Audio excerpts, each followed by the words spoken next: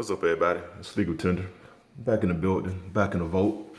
Pulled out some notes, make a new video. Big up everybody for the love and support on the channel. Thank you, thank you, thank you. I'm gonna say that every time. I really appreciate all the love and support. Mad views. Let's get some subscriptions up there. So, anyway, again, thanks for the love, thanks for the support. Like you know, every week could be a new episode speaking about something different regarding numismatics and paper currency. So on today's video, I pulled out some notes and I pulled out some different currency. And I'll just be speaking about the differences between silver certificates, United States notes, Federal Reserve notes, and what exactly is lawful money, because you hear that term on obligations.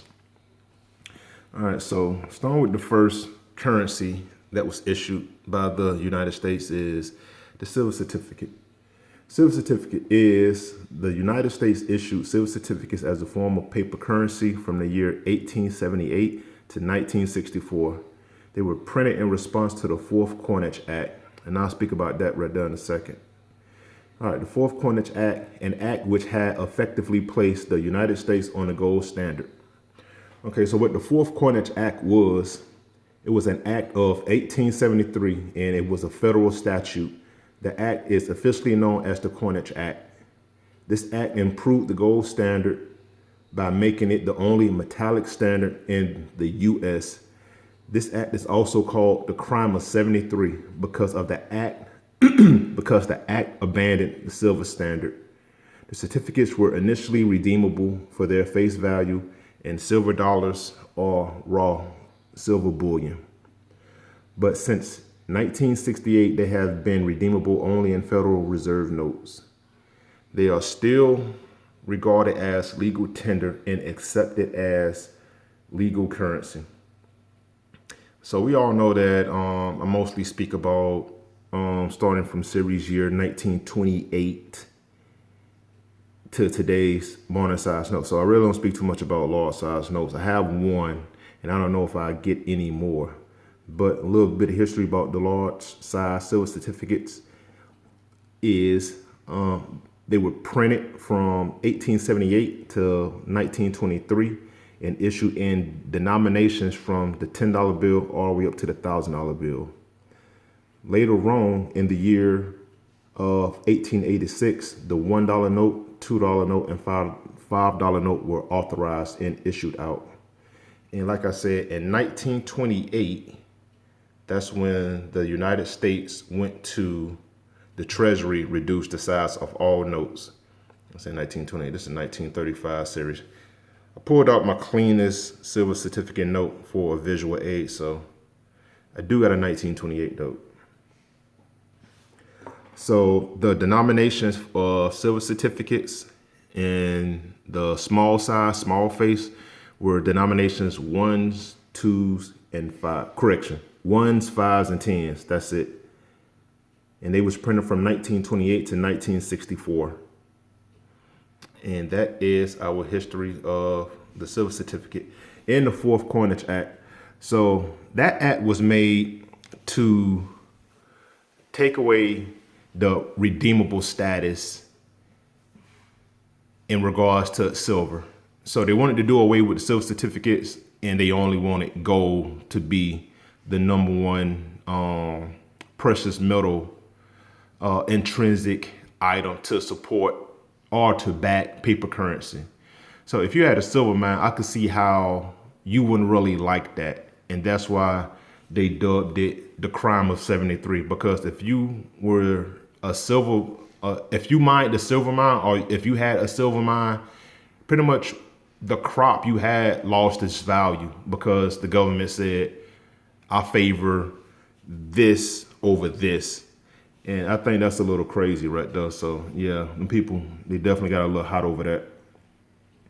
All right, so the next note I'll be speaking about is the United States note. Red seal legal tender. All right, the United States note, also known as the legal tender, was issued from 1862 to 1971, being printed for 109 years, making this the longest printed currency in U.S. history. I think the Federal Reserve note finna rival that in the near future. All right, they were also known as greenbacks, a name inherited from the earlier greenbacks, the demand notes, that they replaced in 1862. Often termed legal tender, they were named United States notes by the first Legal Tender Act. I'll speak about that in a second, which authorized them as a form of fiat currency. All right, so the first Legal Tender Act with H.R. 240 Legal Tender Act of February 25th, 1862, Congress revolutionized the U.S. money system by making paper notes legal tender and creating a national currency for the first time. And the reason they did that is because the 37th Congress of 1861 to 1863 faced financial crisis in 1862 with the rapid depletion of the Union's reserves and gold and silver coins due to the cost of the Civil War. So because of the Civil War, Congress authorized the issuance of paper notes, declaring them lawful money for all payments. Keep in mind the obligation too, the obligation right there. And it is lawful money. This note is legal tender at its face value for all debts, public and private, except duties on imports and interest on the public debt. I spoke about that on a previous episode, that obligation. So these red seal notes were made to finance or support, not finance, but to support the Union forces during the Civil War, because all their gold and silver coins was just getting depleted just too rapidly. So, like I said, the 37th Congress came up with the first Legal Tender Act to make paper currency lawful money, and they did. So that's what we got for red seals. Funny back. Okay, next we have also, and as you see throughout the years, throughout the series here, that the obligation changed on it as well. Red seal, what color is blood in war? Red. And these were printed to support the Civil War. It's crazy. I'm just saying. Okay, so the next note we're going to speak about is a Federal Reserve note. Federal Reserve notes, also known as United States banknotes, are the current issue banknotes of the United States. The United States Bureau of Engraving and Printing produces the notes under the authority of the Federal Reserve Act of 1913. You know we're going to talk about that. So the Federal Reserve Act of 1913 and issues them to the Federal Reserve banks at the discretion of the Board of Governors of the Federal Reserve System. The Reserve banks then circulate the notes to their member banks. It's 12 member banks, and they are identified with this alphanumeric designator, with F being Atlanta. As you can see, F for Atlanta, and F being the 6th alphabet. All right, so Federal Reserve note. So it once the money is printed, it is based on the discretion of the Board of Governors of the Federal Reserve System. The Reserve banks then circulate their notes to their member banks, at which point they become liabilities of the Reserve Bank and obligations of the United States. An obligation, like I said, is a lawful duty or commitment. So the United States has the obligation to fulfill the financial responsibility tied into the face value of every note that they print. And I'm gonna tell you something else that's crazy, that the Federal Reserve Bank is a privately owned entity.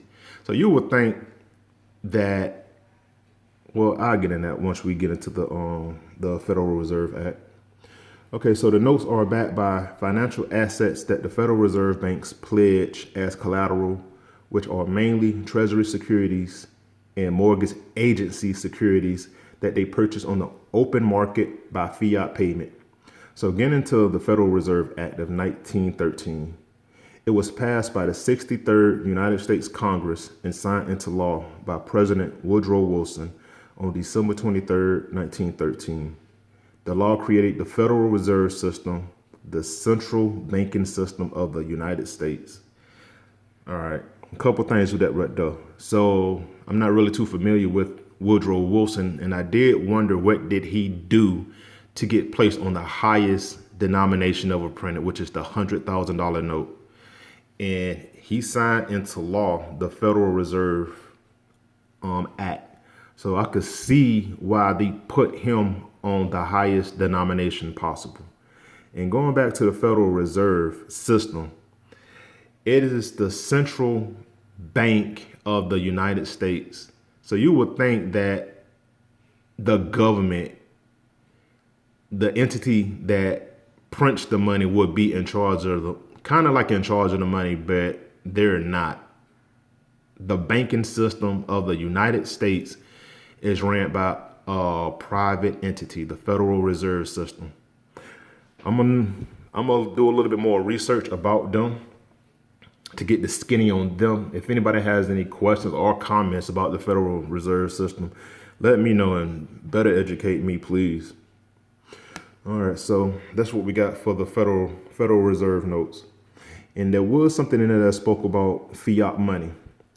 So what fiat money is, fiat is a Latin term, and when translated, it translates into "let it be done."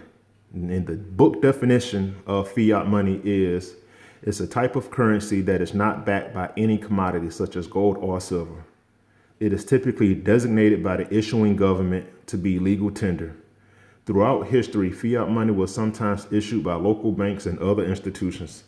In modern times, fiat money is generally authorized by government regulation. I don't know, man. It's a bunch of words, and I get it, but I kind of don't got it. So I guess in a nutshell, fiat money is an alternative to commodity money. And commodity money is currency that has intrinsic value, such as being backed by precious metals. Fiat money is on the strength of a government. So what they call it faith in government. So the government print money and say it's worth this, and there is nothing else supporting it, just them saying it is worth that. So the printer of the money and the receiver of the money both have an understanding that it's worth what the other person say that it's worth. So when people just stop saying like, no, what, that $20 ain't worth $20. It's worth $1 billion. So is a $20 bill gonna be worth $1 billion? But that's crazy. And so you will see on some notes on the obligation, it'll say redeemable in gold or lawful money. So what is lawful money? Lawful money is any form of currency issued by the United States Treasury and not the Federal Reserve System. Lawful money, it includes gold and silver coins, treasury notes, and treasury bonds, something that you can actually physically touch, not just, I'm gonna say it's worth this, so you just have to assume that it's worth that. So I guess the biggest question is, what's the difference between legal tender and a Federal Reserve note? A Federal Reserve note is a term to describe the paper demand liabilities of the Federal Reserve, commonly known as a dollar bill, which circulate in the U.S. as legal tender. For practical purposes, the Federal Reserve note is the monetary unit of U.S. economy. So legal tender as opposed to a Federal Reserve note. Back in the days, you could take this to the Treasury for a bond or a Treasury note. This You can't redeem this for anything. Like, you can't get, like, there's no intrinsic value behind a Federal Reserve note. It is just on the obligation. Federal Reserve note. This note is legal tender for all debts, public and private. The United States, $2. That's it. That's all it say. It don't even say will pay to the bearer on demand. It just say United States $2. So the United States is telling you this is worth $2, and you just have to go with it. Bet. That's what we got, man. I don't know. So we got Federal Reserve notes. We have legal tender notes, United States notes, and civil certificates. So that's what we got on this episode. Just talking about just the different comparisons and contrasts between these different types of currencies. So, all right, that's all we got. Big up the love, big up the support. Stay rocking with me, stay rocking with the channel. And till next time, keep it legal, keep it tender, and talk to you soon.